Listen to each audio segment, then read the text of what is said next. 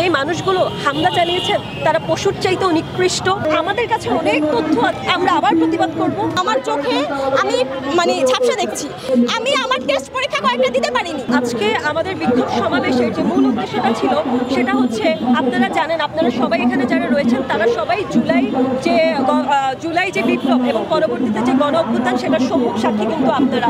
আজকে আমরা স্পেসিফিক্যালি নারী শিক্ষার্থীদের উপর যে হামলা করা হয়েছে, তাদেরকে মাটিতে ফেলে যেভাবে পালানো হয়েছে, তাদের উপর টোকাই লীগ দ্বারা, প্রশাসন দ্বারা যেভাবে হামলা চালানো হয়েছে, ছাত্রলীগ দ্বারা যেভাবে তাদেরকে লাঠিচার্জ করা হয়েছে বা লাঠি দ্বারা আক্রমণ করা হয়েছে এবং তাদেরকে যে বিভিন্ন হুমকির সম্মুখীন হতে হয়েছে শুধুমাত্র ন্যায়ের জন্য দাঁড়িয়েছে সেই জন্য।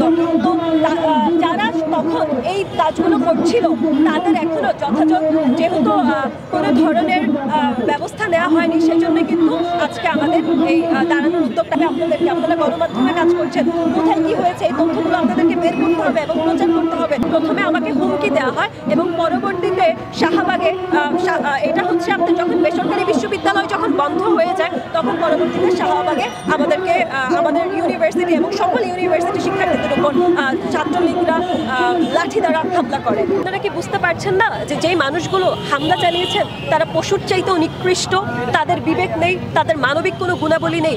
তাহলে আপনারা কি চান যে এই বিপ্লবে যারা আপনাদের ভাইদের, আপনাদের বোনদের, আপনাদের দেশের মানুষদের উপর হামলা করেছে তাদের যাতে কোনো বিচার না হয়, এটা নিশ্চয়ই আপনারা চাইবেন না।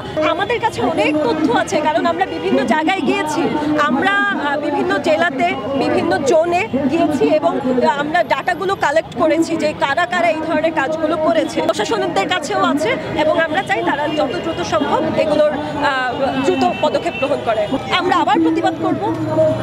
আবার প্রতিবাদ করব যতদিন না পর্যন্ত আমরা আমাদের এই হামলাকারীদের যথাযথ দৃষ্টান্তমূলক শাস্তি না পাই, ততদিন আমাদের প্রতিবাদ চলতেই থাকবে। তখন দেখেছেন যে আন্দোলনের একদম শুরুর সারি থেকে নেতৃত্ব দিয়েছি। আমি বেশ কয়েকবার আক্রমণের শিকার হয়েছি।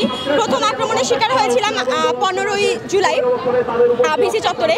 সেদিন হচ্ছে আমার উপরে যে হামলাটা হয়, মানে ইচ্ছা করে তারা একদম নির্দিষ্ট করে টার্গেট করে মাথায় আঘাত করছিল। তাদের হাতে রড ছিল, হকস্টিক ছিল, রড দিয়ে হকস্টিক দিয়ে পিটিয়েছে এবং এক পর্যায়ে আমি সেন্সলেস অবস্থায় আমাকে ঢাকা মেডিকেল কলেজে হাসপাতালে ভর্তি করা হয়। ওই ঢাকা মেডিকেল কলেজ থেকে কোনো মতে আমাকে বের করে ইসলামিয়া হসপিটালে নেওয়া হয়, সেখানে আমার চিকিৎসা হয়েছে। বিভিন্ন যেই আমার গায়ে যে আঘাতগুলো লেগেছে, মাথায় আঘাত লেগেছে, আমার চোখে এখন একটা কাটা দাগ আছে চোখের উপরে, বা চোখের উপরে।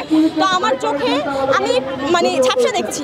এই যে আমাদের উপরে এত নৃশংস হামলা হলো, এখন পর্যন্ত সুস্থ হইনি, এখন অসুস্থ। আমার প্রতিদিন একটা ভালো অনেকগুলো করে ওষুধ খেতে হচ্ছে এই হামলার কারণে। তো এই হামলা করে আমরা এত একটা দুর্ভোগ বয়ে বেড়াচ্ছি এখনো হামলার শিকার হয়ে, কিন্তু যারা আমাদের উপরে হামলা করেছে তারা বুক চিতিয়ে এখনো ঘুরে বেড়াচ্ছে, ক্যাম্পাসে ঘুরে বেড়াচ্ছে। তারা আমাদের চোখের সামনে দিব্যি যেন কিছুই হয়নি, তারা কিছুই করেনি। তাহলে এটা কেন? সেই ব্যবস্থাটা করে যাতে তাদের উপরে একটা কঠিন শাস্তি হয়, সেই ব্যবস্থাটার জন্য সহযোগিতা।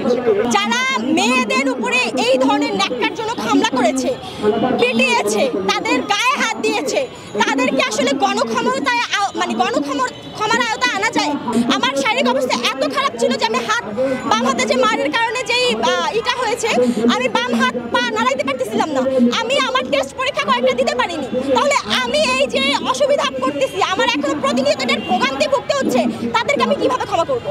কোনো মতেই সম্ভব না।